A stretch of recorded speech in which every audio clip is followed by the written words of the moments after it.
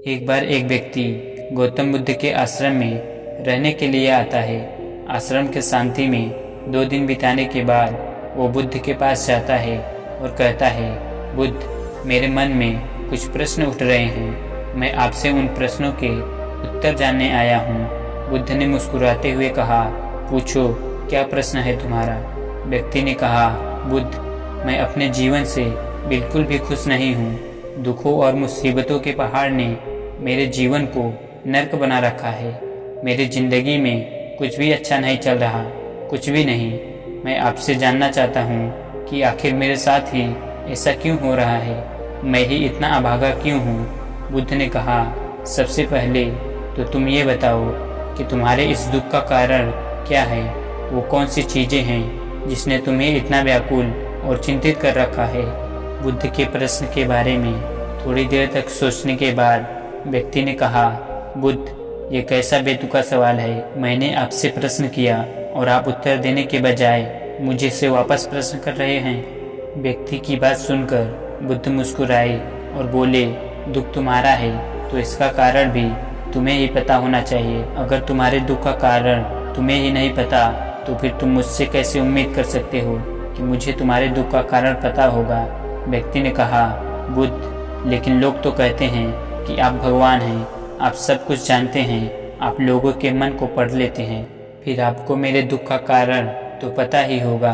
बुद्ध हल्के से मुस्कुराए और फिर गंभीर आवाज में बोले, यही तो तुम सबसे बड़ी गलती कर रहे हो। तुम सोच रहे हो कि कोई और आएगा और तुम्हारी सारी समस्याओं से तुम्हें छुटकारा दिला देगा, लेकिन ऐसा कभी नहीं होने वाला है। अगर तुम्हारी परेशानियों से कोई तुम्हें छुटकारा दिला सकता है तो वो तुम खुद हो। तुम्हें लगता है कि मैं बुद्धत्व को प्राप्त हो चुका हूँ तो मैं तुम्हारी समस्याओं को खत्म कर सकता हूँ। नहीं, मैं भी तुम्हारे ही तरह हूँ। बस फर्क ये है कि अब मेरे अंदर कोई उलझन शेष नहीं रह गई। सब कुछ स्पष्ट हो चुका है और जिस दिन तुम्हारे अंदर की भी सारी उलझनें समाप्त हो जाएंगी, उस दिन से तुम्हें भी अपनी समस्याओं के समाधान के लिए किसी बुद्ध के पास जाने की जरूरत नहीं पड़ेगी। बुद्ध ने व्यक्ति से पूछा, क्या तुमने कभी किसी पुष्प को ध्यान से देखा है? यह सुन व्यक्ति आश्चर्यचकित होकर बोला, बुद्ध, पुष्प तो एक बहुत ही साधारण सी चीज है, उसे तो सभी ने देखा है। बुद्ध ने कहा, पुष्प भोर सवेरे के अंधकार में बस एक कली होता है। दिन के उजाले में खिलकर एक पुष्प बनता है और शाम होते होते मुरझाकर गिर जाता है। अगर पुष्प सिर्फ इस बात की चिंता करता रहे कि शाम तक तो उसे मुरझाकर गिर ही जाना है तो वो कभी भी खिल नहीं पाएगा। इसी प्रकार अगर तुम हर समय सिर्फ अपने दुखों के बारे में ही सोचते रहोगे तो तुम कभी भी खुश नहीं रह पाओगे। अगर तुम थोड़ा ध्यान से देखो तो तुम पाओगे कि अब भी तुम्हारे जीवन में ऐसी बहुत सी चीज़ें हैं जिनके लिए तुम अभी खुश हो सकते हो, जिनके बारे में सोचकर तुम मुस्कुरा सकते हो, अंदर से खुश हो सकते हो। तो मैं तुमसे कहना चाहता हूँ कि तुम अपने जीवन की कमियों की बजाय अपने जीवन की इन अच्छाइयों पर ध्यान दो। अगर तुम्हें अपने जीवन में खुशी चाहिए तो तुम्हें इस शाश्वत नियम का पालन करना ही पड़ेगा। जीवन की अच्छी और सकारात्मक चीज़ों की ओर ध्यान देना ही होगा। मैं तो केवल तुम्हें रास्ता दिखा सकता हूँ, उस रास्ते पर चलने का तरीका बता सकता हूँ।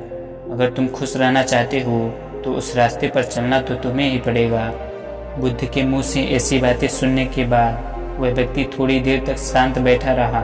फिर उसने कुछ सोचते हुए कहा, लेकिन बुद्ध, एक बात मेरे समझ में नहीं आ रही।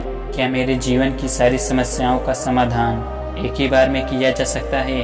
बुद्ध ने बहुत ही शांति से जवाब देना शुरू किया।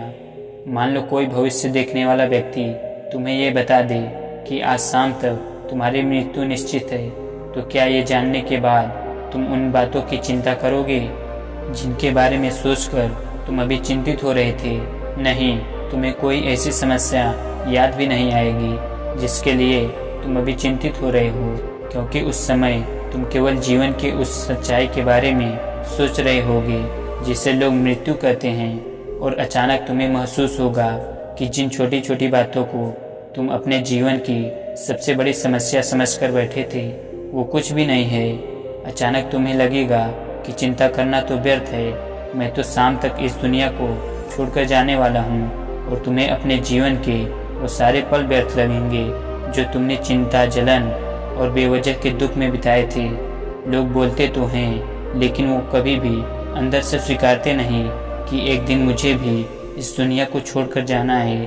उनकी चाहत, उनकी इच्छा इतनी मजबूत होती है कि वो खुद को अमर मान लेते हैं। खुशी और दुख दोनों ही स्थायी नहीं है, ये हमारे कर्मों और विचारों की वजह से पैदा होते हैं। व्यक्ति जो कि बुद्ध की बातों को पूरा ध्यान लगाकर सुन रहा था, उसने बीच में रोकते हुए कहा, बुद्ध, तो क्या आपके कहने का अर्थ ये है कि मैं हमेशा ये सोचता रहूं कि मैं मरने वाला हूं, और क्या ऐसा सोचना मेरी सारी समस्याओं को खत्म कर देगा? बुद्ध ने कहा, नहीं, ऐसा कभी मत सोचो। बस तुम्हें यह स्वीकार कर लेना है कि इस दुनिया में मेरी उपस्थिति अनिश्चित है, और जब तक मैं यहाँ हूँ एक खुश जीवन जीऊँगा। जो भी अच्छी चीज़ें तुम्हारे जीवन में हो रही हैं या हैं, उनके साथ जियो। वो तुम्हें अंदर से खुशी और शांति देगी। अपने दिमाग को सही करो और धीरे धीरे तुम्हारे अंदर की सारी उलझनें समाप्त हो जाएंगी।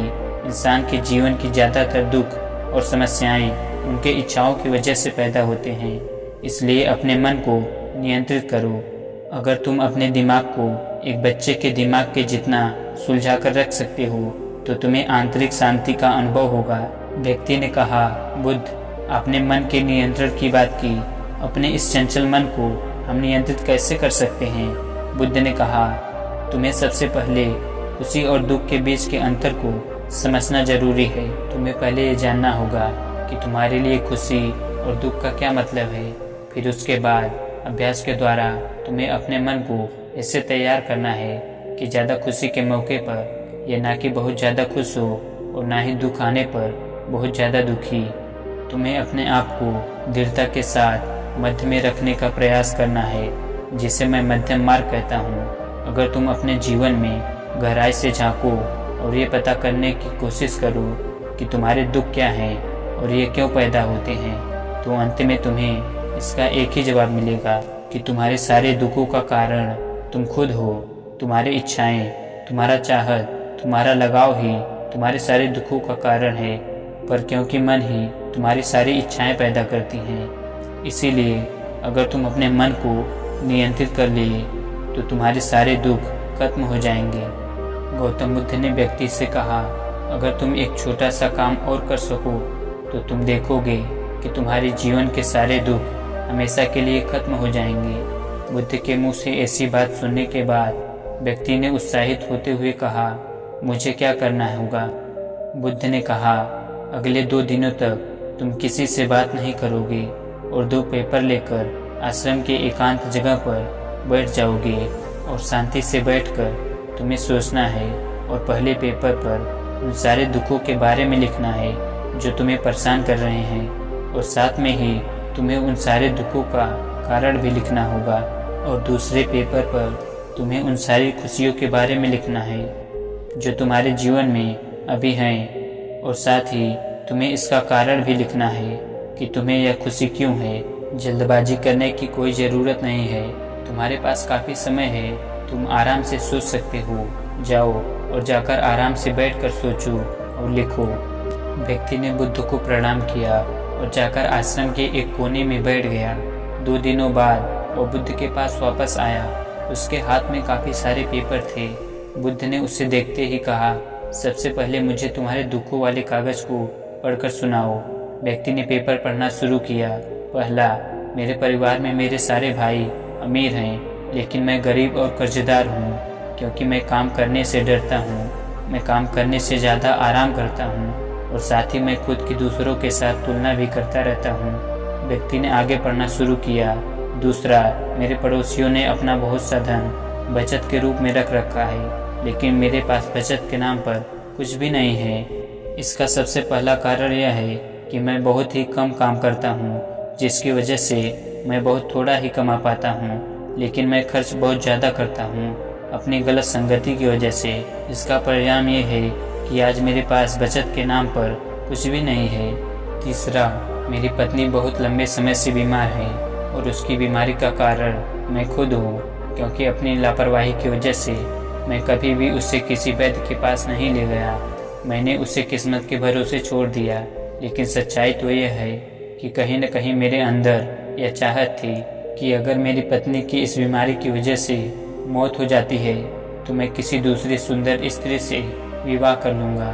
चौथा, मैं अपने मन में मुफ्त के धन पाने के बहुत से ख्याली पुलाव और योजनाएं बनाता रहता हूँ, लेकिन जब वह योजनाएं पूरी नहीं होती तो मैं दुख और चिंताओं के सागर में डूब जाता हूँ और फिर मैं अपने इस दुख और चिंताओं के सागर से बाहर आने के लिए हर रोज़ मंदिरा का सेवन करता हूँ और अपनी इस आदत का जिम्मेदार भी मैं खुद हूँ। हालांकि मैं जानता हूँ मेरे पास हर रोज़ मंदिरा का सेवन करने के लिए पर्याप्त धन नहीं है, लेकिन मैं फिर भी ऐसा करता हूँ। हालांकि मैं मंदिरा और धूम्रपान का सेवन के बिना भी अपना दिन खुशी खुशी जी सकता हूँ, लेकिन मैं फिर भी ऐसा करने के लिए बहाने ढूंढता रहता हूँ।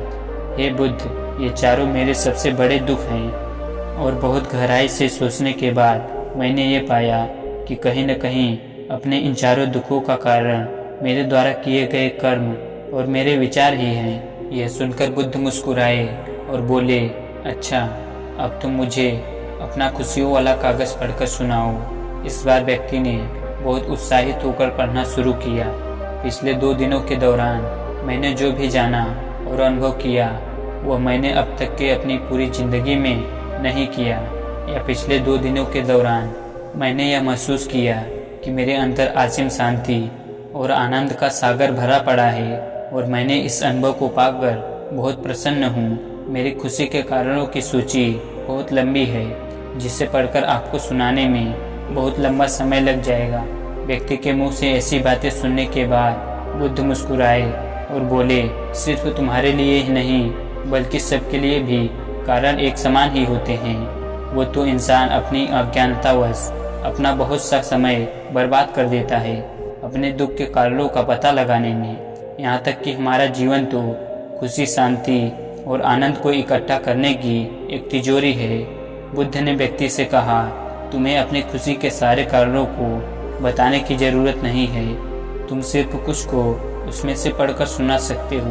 व्यक्ति ने एक बड़ी मुस्कान के साथ पढ़ना शुरू किया।